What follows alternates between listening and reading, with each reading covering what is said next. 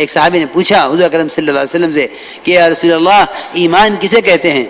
آپ نے فرمایا جب تجھے نیکی خوش کرے اور گناہ غمگین کرے جان لے کہ تو مومن ہے. جب تجھے نیکی خوش کرے اور گناہ غمگین کرے جان لے کہ تو مومن ہے.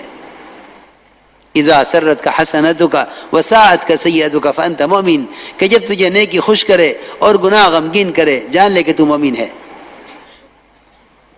میرے دوستو عزیزو، ہم میں سے اگر ہر ایک ذرا سا غور کر لے اپنی حالت پر کہ اس کو نیکیوں سے کتنی خوشی ہوتی ہے اور گناہ سے کتنا غم ہوتا ہے، تو یہ خود ہی فیصلہ کر لے گا اپنے ایمان کے بارے میں.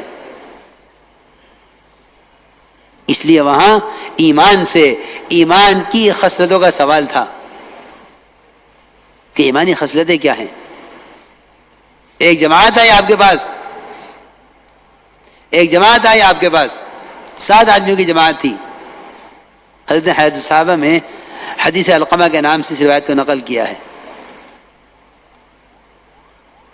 جماعت آپ کے پاس آئی، آپ نے پوچھا ما انتم، تم کیا ہو؟ یہ نہیں فرمایا کون ہو.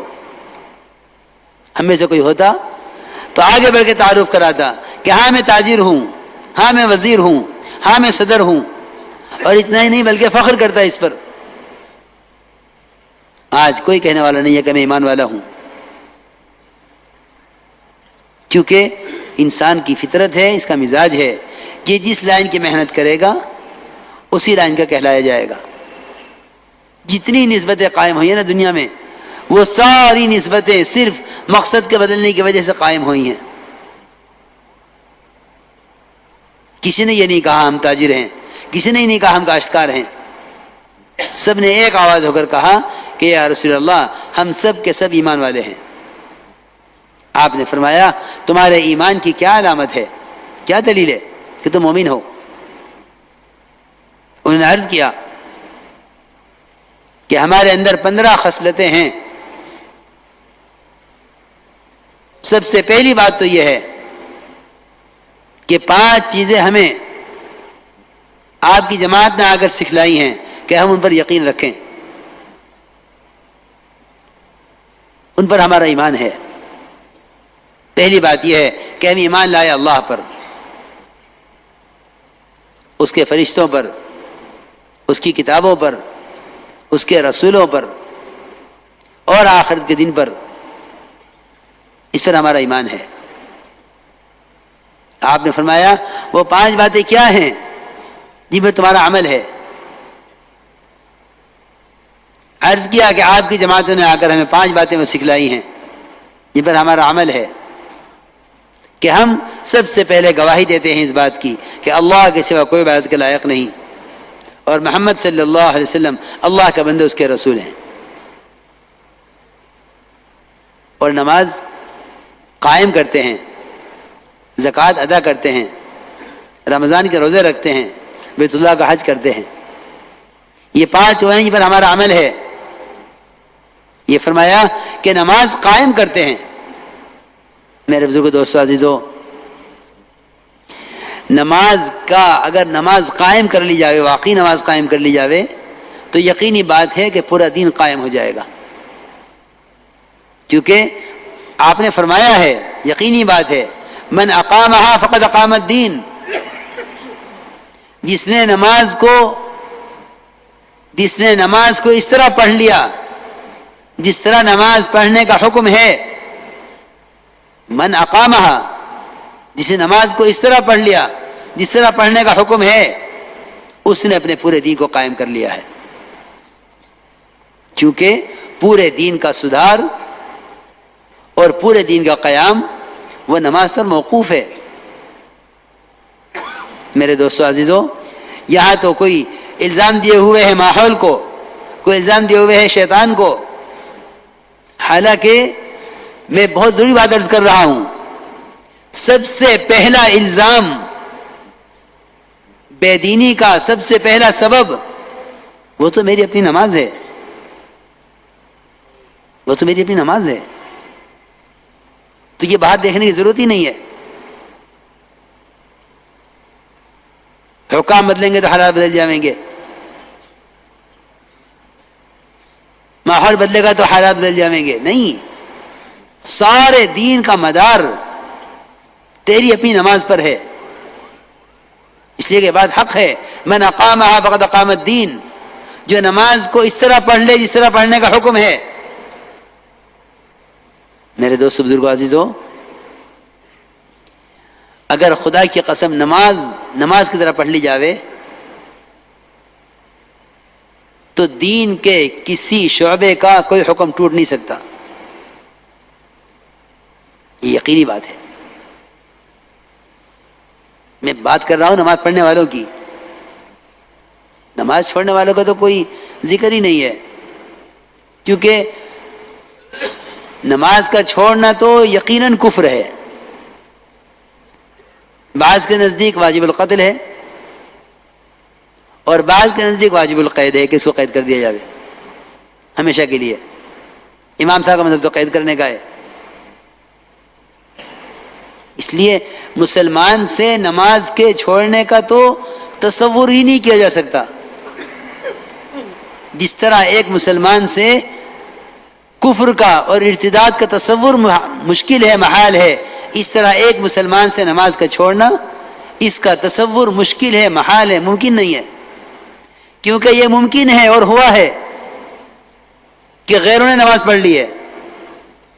میں نے ابھی عرض کیا تھا واسع بن اسخا کا واقعہ کہ نماز پہلے پڑھی انہوں نے، اسلام بعد میں قبول کیا. یہ تو ممکن ہے کہ ایک کافر نماز پڑھ لے، مگر یہ ممکن نہیں ہے کہ ایک مسلمان نماز چھوڑ دے. یہ تو ممکن ہے کہ کافر نماز پڑھ لے، یہ ممکن نہیں ہے کہ ایک مسلمان نماز چھوڑ دے.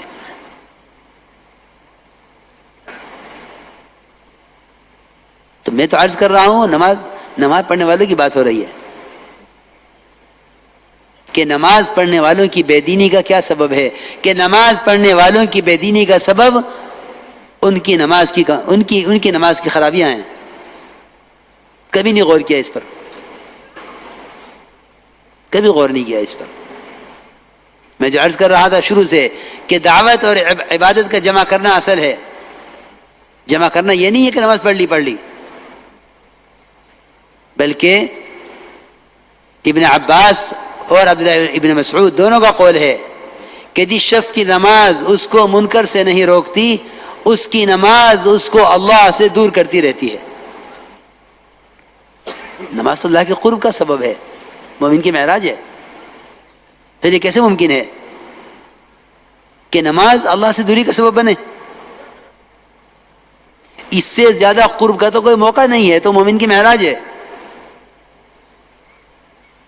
اللہ مجھے معاف فرمائے. کیا نماز پڑھنے والوں کی نماز اور کیا نماز پڑھانے والوں کی نماز. صلو کما رأیتمونی اصلی، صرف ایک نماز کو نمونہ بنایا گیا ہے، صرف ایک نماز نمونہ ہے، باقی خدا کی قسم کسی کی نماز نمونہ نہیں ہے. صلو کما رأیتمونی اصلی، کہ نماز اس طرح پڑھو جس طرح مجھے پڑھتا ہوا دیکھ رہے ہو. صحابہ کرام نے آپ کی نماز کو جس طرح دیکھا اس طرح نقل کر دیا. اس لیے حدیث میں آتا ہے کہ جو شخص رکوع سے اٹھنے کے بعد اپنی کمر کو سیدھا نہ رکھے، اللہ اس کی نماز کی طرف نظر اٹھا کر نہیں دیکھتے. صحیح حدیث ہے. من لم یقم صلبہ بین الرکوع والسجود لم ينظر اللہ الی صلاتہ، کہ اللہ اس کی نماز کی طرف نظر نہیں اٹھا کر دیکھتے کہ یہ کیا کر رہا ہے. میرے دوستوں میں عرض کر رہا، دین کا کمال نماز کے کمال میں ہے. دین کا کمال نماز کے کمال میں ہے کہ اپنی عبادات کے اندر کمال پیدا کرو. ایک جگہ اجتماع تھا، ہمارا وہاں جانا ہوا. جوڑ تھا سنا پرانوں کا. اب میں نے نماز کے بعد، مغرب کی نماز کے بعد بیان تھا، 2 رکعت سنتیں پڑھی، 4 رکعت اوابین پڑھی.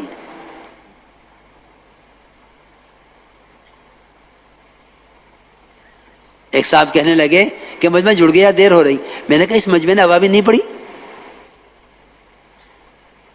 مجمع نے اوابین نہیں پڑھی. اس کا مطلب تو یہ ہوا کہ ہم دعوت میں لگے ہوئے ہیں عبادت کے شوق کے بغیر. یاد رکھنا یہ بات کہ اگر اس کام سے عبادت کی لذت محسوس نہیں ہوتی تو استدراج کا خطرہ ہے. اگر دعوت سے عبادت کی لذت حاصل نہیں ہوتی اور عبادت کا شوق نہیں پیدا ہوتا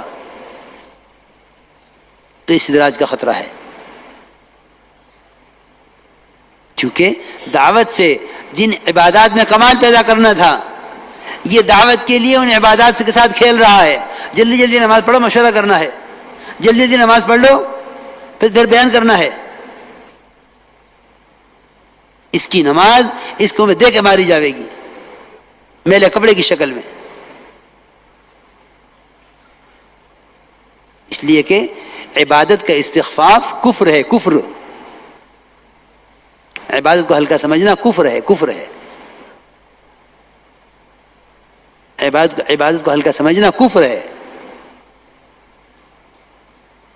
نماز کے بارے میں فرمایا ہے من استخف و جہد فقد کفر. نماز کو ہلکا سمجھا، اس کے انکار کیا کہ وہ تو کفر کے راستے پہ پڑ گیا. کیونکہ کفر اسلام کے درمیان رکاوٹ ہی نماز ہے. نماز نہ ہو تو پھر کفر ہی کفر ہے.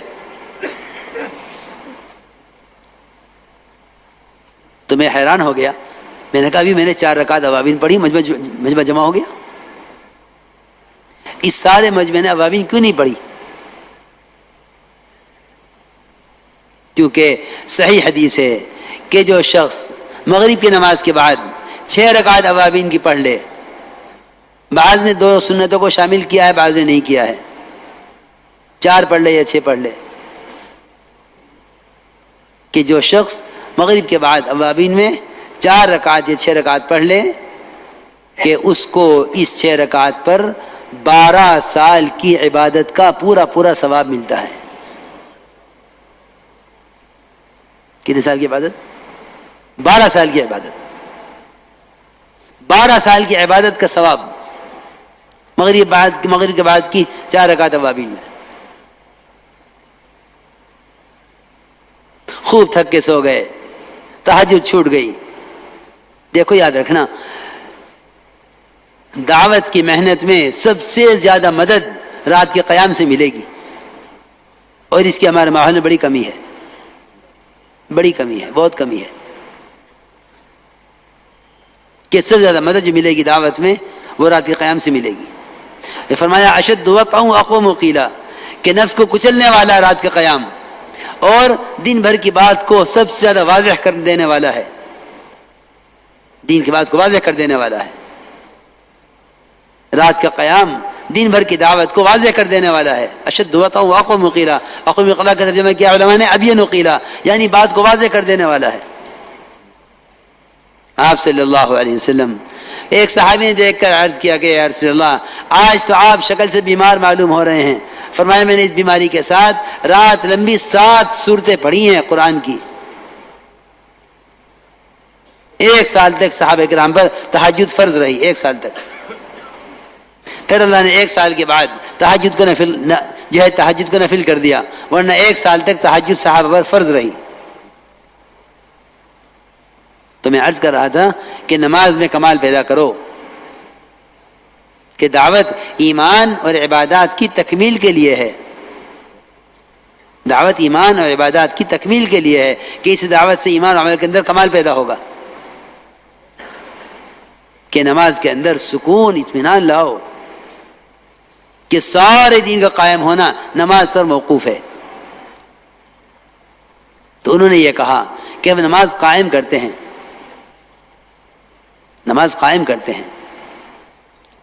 اور زکوٰۃ ادا کرتے ہیں. مولانا ایسا فرماتے تھے اگر مسلمان صحیح طریقے سے زکوٰۃ ادا کرنے پر آ جاوے تو یہ زکوٰۃ کی برکات کو برداشت نہیں کر سکتا. اتنی برکتیں ہیں زکوٰۃ کی، اتنی برکتیں زکوٰۃ کی ہیں. ادا تو بیچارہ کرتا ہی نہیں ہے، کیونکہ ادا تو جب یہ مستحق کو تلاش کر کے زکوٰۃ اس تک پہنچاوے.